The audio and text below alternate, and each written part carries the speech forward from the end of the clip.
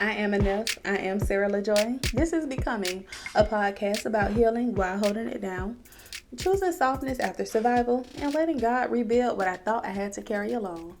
If you're figuring it out in real time, you're in the right place. Let's become together. All right, honey, let's talk about it. When did bare minimum become the standard?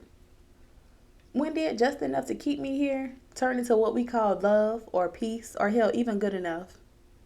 Now sit with that for a second, because if you're anything like me, you had seasons where you settled. Not because you didn't want more, but because you thought that asking for more made you too much. I remember one night, Eldu had just gotten home after a long day. I had been running around with the kids, cooked dinner, folded laundry, made sure the house was good. The house smelled like dinner, the TV was low, the kids were laughing in the back. My body was tired, but my heart just wanted connection. A moment, a real conversation, a little, how was your day? Something that said, I see you. But instead, I got the quick thanks for dinner, the tired silence, the half smile before he crashed for the night. And here's the thing, I knew he was exhausted. I wanted him to rest. Part of me felt selfish for even wanting more. I told myself he gave it all today. Just be grateful for this. But love isn't about silencing your needs. Rest for him doesn't mean starvation for me. I was carrying guilt for even desiring connection. Like wanting more meant I was ungrateful. But no, it just meant I was human. And it meant I was worthy of fullness. That wasn't love and fullness. That was survival love. Scraps of connection, scraps of presence. And I realized I had been teaching myself to accept it. And it wasn't just him. I was guilty too. There were seasons where I was running myself raggedy, waking up before the sun, skipping meals, telling myself that coffee was enough, staying up until 2 a.m. scrolling, then waking up at 6 with the kids like I didn't need sleep. I kept pushing through the headaches, the migraines, the body aches, the brain fog, until one day I sat in the car and broke down, tears rolling before I even knew why. And here's the truth, I felt guilty for even stopping long enough to cry. I told myself, honey, people have it worse. You're fine. You don't have time for this. But my body knew better. My body had been begging me to rest, to eat real meals, to slow down, and I ignored it every time. In that car, I realized I wasn't just tired, I was starving myself of care. It was breaking me down little by little. And honestly, part of me felt selfish for even needing more, like taking a nap or asking for help, or hell, just saying I can't today. But weakness wasn't the issue, neglect was. John 10:10 says, a thief comes to steal, kill, and destroy. But I came to give life, life that is full and good. God didn't promise exhaustion, survival, or half effort. He promised fullness. And here's the thing, God can't bless you with more when you're always settling for less. Because why would He pour overflow into hands that keep clapping for crumbs? So let me ask you, what bare minimum have you been accepting? In your relationship, when you do all the pouring, the other person never really shows up?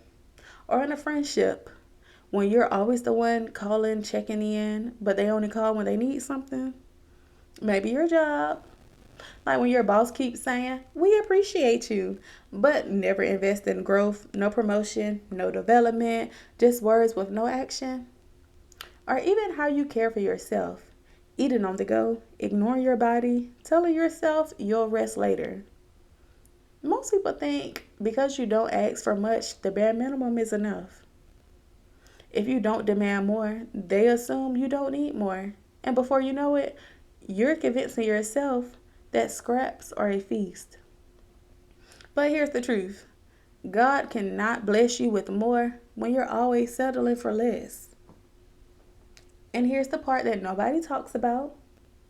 Learning not to accept the minimum is an adjustment. It's an adjustment for you. When you've been living on just enough, more feels uncomfortable at first. You second guess yourself. You wonder, am I asking for too much? Am I being ungrateful?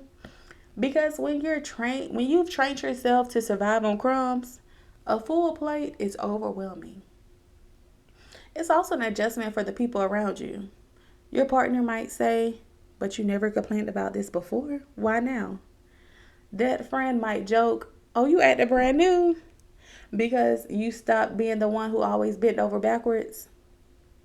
Hell, and family definitely does not understand when you start setting boundaries, saying, I can't this time instead of overextending yourself. And let's be real, even your kids might push back when you say, I'm resting tonight, because they're so used to you always running on empty. But boundaries do not mean less love, they just mean healthier love. Learning not to accept the minimum is an adjustment for everyone, but it's also an invitation for you to step into more and for those around you to rise with you. And if they can't, then maybe they were only ever meant to feed you crumbs and not sit at your table. Say it with me. I no longer accept the bare minimum from others or from myself. God promised me life to the full, and I will walk in it. Now, before you close this episode, write this down. Where in my life have I been settling for the bare minimum? And what does fullness look like for me instead? Take it to God. Take it to your journal. Let that question sit with you this week. Ephesians 3:20 says, with God's power working in us, He can do much, much more than anything we could ask or think of. That means no crumbs. No more crumbs. No more survival love. No more just enough. With God's power in you, more is already on the way.